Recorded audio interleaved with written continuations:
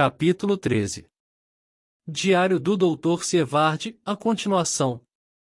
O enterro foi marcado para o dia seguinte, a fim de que Lucy e sua mãe pudessem ser enterradas juntas. Tomei as providências devidas. Não havia parentes na cidade e, como Arthur teve de voltar no dia seguinte, para assistir ao enterro de seu pai, não pudemos notificar nenhum que pudesse haver. Em vista dessas circunstâncias, eu e Van Helsing nos encarregamos de examinar os papéis, etc. Ele fez questão de examinar os papéis de Lucy. Tirando de uma carteira o papel que estava no colo dela e que ela rasgara dormindo, disse: "Quando você descobrir quem é o procurador da Sra. Westenra, sele todos os papéis e escreva para ele.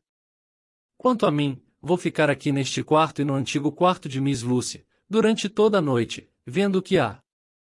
Não convém que seus próprios pensamentos caiam na mão de estranhos.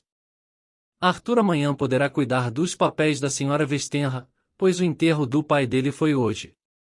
Devemos, agora, descansar um pouco. Amanhã teremos muito que fazer, mas esta noite não precisarão de nós." Antes de sairmos, fomos ver de novo a pobre Lucy. O quarto já estava transformado numa câmara ardente. Havia muitas flores e a morte se tornará ao menos repulsiva que pode ser. O rosto de Lucy estava coberto com um lençol e, quando o professor o descobriu, delicadamente, tanto eu quanto ele ficamos surpreendidos com a beleza da morta. Era difícil para mim acreditar que estava contemplando um cadáver. "Fique aqui até eu voltar", disse o professor. E saiu do quarto. Voltou trazendo um punhado de alho bravo que tirara de uma caixa que estava no vestíbulo, mas que não fora aberta, e espalhou as flores sobre o corpo e em torno do leito. Depois tirou do peito um pequeno crucifixo de ouro e colocou-o sobre a boca de Lucy. Em seguida, desceu o lençol sobre a cabeça e nós nos retiramos. "Amanhã, quero que você me traga, antes da noite, um jogo de bisturis para a autópsia", disse-me Van Helsing. "Temos que fazer uma autópsia?" Perguntei. "Sim e não. Vou lhe dizer do que se trata, mas não diga uma só palavra a ninguém. Vou cortar-lhe a cabeça fora e retirar seu coração. Mas você, um cirurgião, ficar tão chocado. Você, que já vi fazer operações tão difíceis. Mas estou me esquecendo, caro amigo John, que você amava. Eu preferiria fazer a operação esta noite, mas não posso, por causa de Arthur. Ele ficará livre depois do enterro de seu pai, amanhã, e há de querer vê-la. Depois que ela estiver fechada no caixão, para o dia seguinte, nós o destamparemos, faremos a operação e tornaremos a tampar o caixão, sem deixar ninguém saber. Mas para que mutilar o corpo da infeliz sem necessidade? É monstruoso." "Amigo John", disse Van Helsing, pondo a mão em meu ombro. "Tenho muita pena de você e, se pudesse, lhe pouparia isso. Mas há coisas que você não sabe, mas tem de saber, e deve dar graças a Deus porque as sei, embora não sejam coisas agradáveis. Você me conhece há tanto tempo. Já me viu fazer alguma coisa sem um motivo justo? Posso errar, mas acredito no que faço. Você não ficou espantado, ou talvez mesmo horrorizado, quando não deixei Arthur beijá-la? No entanto, viu que ela me agradeceu e me beijou as mãos. Pois bem. Tenho bons motivos para fazer o que pretendo. Terá confiança em mim?" Apertei-lhe a mão, prometendo. Viu entrar para o seu quarto e fechar a porta. Antes de entrar para o meu, vi uma das criadas entrar no quarto onde Lucy se encontrava e fiquei comovido com aquela prova de dedicação. Vencendo o medo tão natural, a pobre moça ia ficar junto da patroa, para que seus restos mortais não ficassem sojinhos. Devo ter dormido profundamente. P92 já era dia claro quando Van Helsing foi me acordar. "Não precisa mais se preocupar com os bisturis", disse ele. "Não vamos mais fazer o que eu pretendia." "Por quê?" "Porque é tarde demais, ou cedo demais", respondeu ele, gravemente. "Veja", acrescentou mostrando o pequeno crucifixo de ouro. "Isto foi roubado na noite passada." "Roubado? Então como está com ele?" "Porque eu tomei da amaldiçoada." Seu castigo virá, mas não por meu intermédio. Ela não sabe tudo o que fez. Afastou-se, então, deixando-me às voltas com um novo mistério. O procurador da família apareceu ao meio-dia. Mostrou-se grato pelas providências que tínhamos tomado e se encarregou de tomar as que fossem necessárias dali para diante. Durante o almoço, contou-nos que a senhora Westenra vinha esperando, desde algum tempo, morrer de repente e pusera todos os seus negócios em ordem. Com exceção de alguns bens vinculados deixados pelo pai de Lucy que, agora, terão de ser herdados por parentes afastados, todos os bens, móveis e imóveis, caberão a Arthur Olivewood. Arthur, agora Lord Godalming, pela morte do pai, fazia pena, quando apareceu. Sei que era muito bom filho e perder ao mesmo tempo o pai e a noiva deve ter sido um golpe terrível. Levei-o ao quarto onde estava o corpo e levantei o lençol de seu rosto. Meu Deus, como estava bonita! Parecia estar ficando mais linda, de hora para hora. Arthur estremeceu, depois me perguntou, quase sem voz: Jack, ela está mesmo morta? Assegurei-lhe que, infelizmente, essa era a verdade e disse-me que devia se despedir dela, pois o caixão tinha de ser preparado. Ele beijou-lhe a mão e a testa, e levei-o, depois, para a sala de visitas, onde estava Van Helsing. Depois de alguma hesitação, o professor perguntou-lhe: Sabe que a senhora Westenra lhe deixou todos os seus bens? Não, coitada. Nunca pensei nisto. E, como tudo é seu, o senhor tem direito de fazer o que quiser. Queria que me desse permissão de ler todos os papéis e cartas de Miss Lucy. Pode crer que não se trata de mera curiosidade, mas que é para o bem de Lucy. Dr. Van Helsing, exclamou Arthur, com seu modo franco, pode fazer o que quiser. Sinto que, ao dizer isto, estou fazendo uma coisa que minha querida Lucy teria aprovado. E tem razão, disse o velho professor. Haverá sofrimento para todos nós, mas devemos ser corajosos e abnegados e cumprir o nosso dever. Dormi naquela noite num sofá, no quarto de Arthur.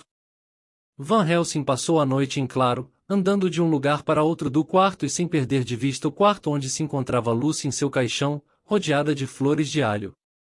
Diário de Mina Harker. 22 de setembro, no trem de Zeter, Jonathan está dormindo. Parece que foi ontem, e quanta coisa já aconteceu. Eu em Fitch, Jonathan longe, sem dar notícias e agora eu casada com Jonathan, e o Sr. Hawkins morto e enterrado. A cerimônia fúnebre foi muito simples.